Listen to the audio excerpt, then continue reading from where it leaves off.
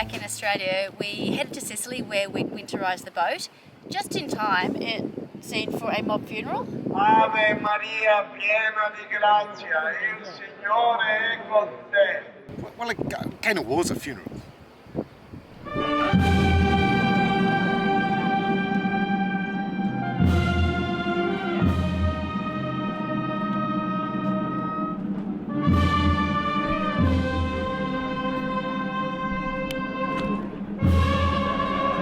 Today is Good Friday, and part of the whole festival of Easter, they are reenacting the passage of Christ to Calvary to be crucified.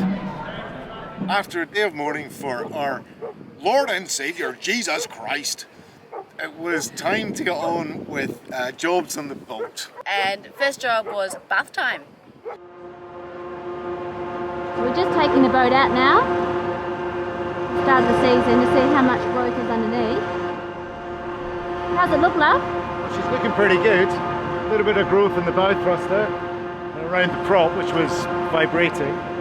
The rest of it looks pretty clean. After we took her out onto the hard, we had her pressure washed, revealed a couple of problems. Problem being, the gasket here again has failed, but that's more cosmetic than anything. There was a bit of rope in here, which we got out. And there it is, a freshly anti-fouled and debedded prop. Looks like they've done a pretty good job of putting that gasket back around the top. That'd come off. After that, it was absolutely ready to go again. Oh, but first we had some presents. Oh yes, presents. Oh, we love presents. Not for us, for the boat. Never for us.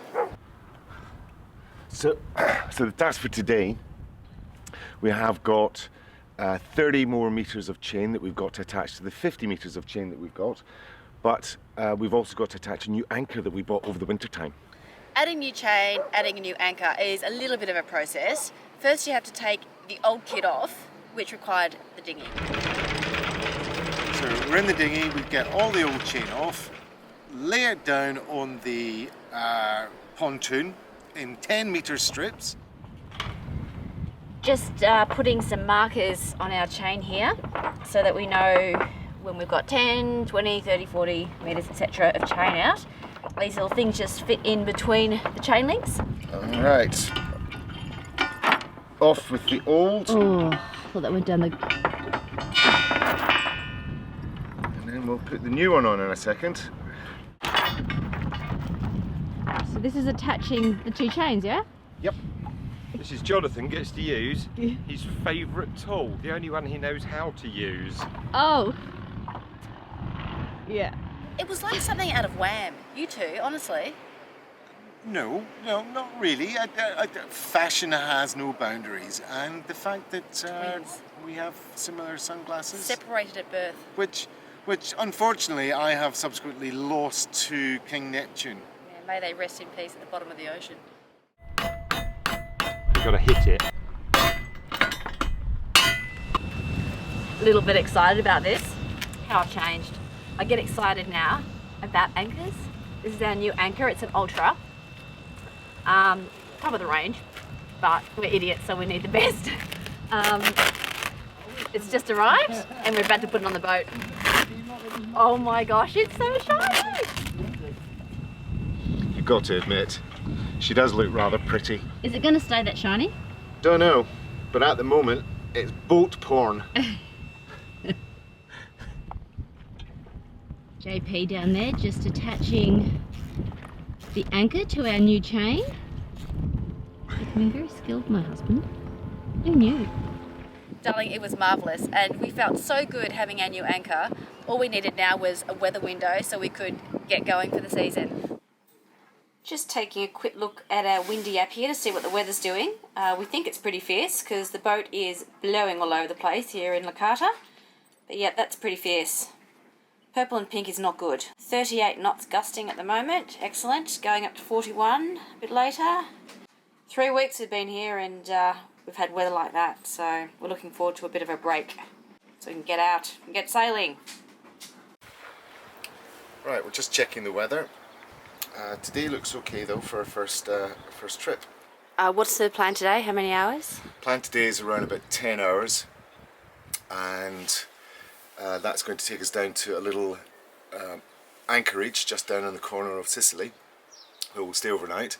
Tomorrow we've got quite a short trip around to Syracuse, where again we'll anchor, but the weather looks as if it's going to be a little bit iffy on Thursday, so we may well have to go into port and just weather it out for a day, and then Friday make the trip across Italy.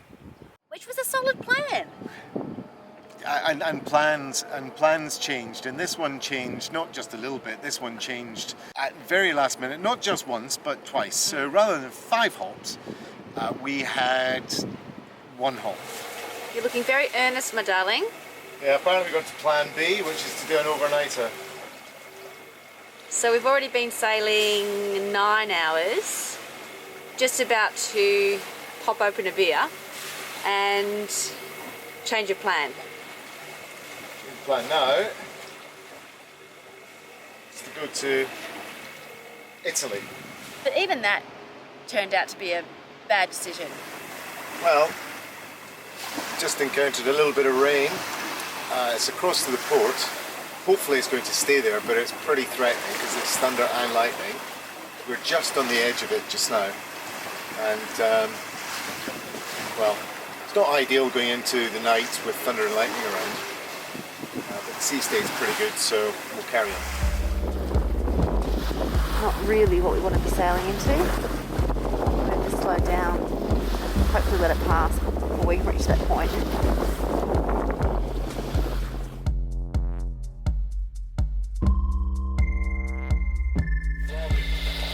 So this is us turning around just for a moment, maybe for about 20 minutes, just see if we can let this storm pass, because it's come right over the top of us.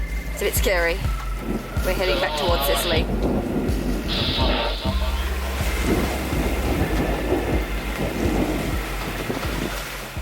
I wish I had footage to show you of the sideways hail slamming into JP at the helm, but there was some kind of a threat about the camera being shoved somewhere quite dark. Darker than the clouds or in the sky. That's dark. Well, that was an interesting hour and a half. Got caught in a massive thunderstorm, which turned into a hailstorm. And lightning. And lightning. We did a full circle, boot scooting it back to Sicily. Still making up our mind whether we just go into a port of refuge or whether we crack on. We're going to give it another 8 miles or so, which is Syracuse, and then we'll decide whether we carry on through the night. So rather than going to our port of refuge and saying, right, let's just get in here, we thought, well, it seems to have passed, let's just crack on. Oh, we're making it up as we go along anyway, so why not? We're now 20 hours in to our sail today. We left at 6:30 a.m. yesterday, and it's currently 2 a.m., 2:30 a.m. And we've still got, oh holy hell, we've still got another 15 or so hours, 16 hours to go before we arrive at our destination. It's a little bit slow going actually, because we're just passing through the Messina Straits. How romantic that sounds. But there is a bit of current with that, so we're fighting that a little bit. So once we get beyond the straits, hopefully it'll be a little bit easier and we'll make some better time.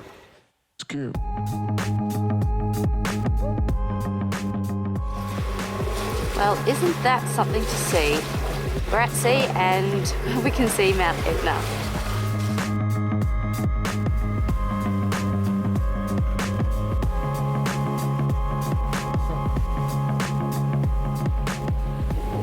Talk me through it, Tal. What's going on? Where are we? A place called Rocella Ionica. Really, really shallow entrance here. And some very nice fishermen has put a lobster pot right at the entrance. Of course they have. Look at that. After a long passage, you're pretty happy to be in anywhere just for a little bit of respite. But we decided to carry on. We had the weather window, which is extremely important. Yeah, and off we went again. After our first 32-hour sail, we had a 2-day stop over here in Rocella Ionica, and now we're setting off on another 30-hour passage, another overnighter.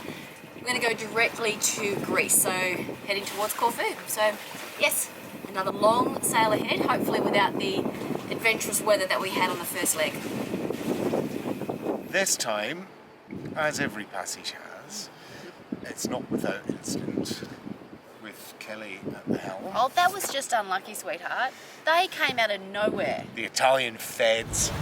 They came from directly south from miles and miles away, and then they made an absolute beeline for us. Dal, could you get up here? 2 seconds later, I was fully dressed and up there tripping, almost falling over the back of the boat to be met with. This is where you got dressed, because they were all at the back of the boat, Yeah. 8 of them with their guns out. They're right behind us. Just turn the camera and let you see them. So, Bumbla, where are you from? Bendigo! Victoria! I did not say Guilty. that. My goodness, they come out of nowhere, don't they?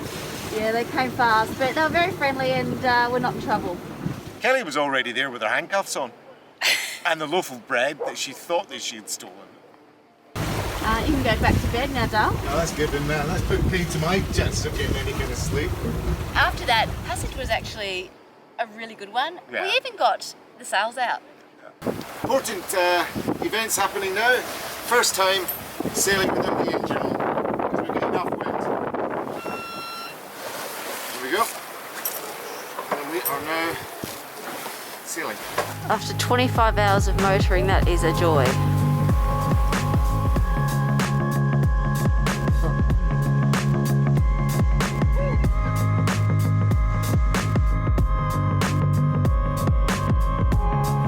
Let's get the green flag up, shall we?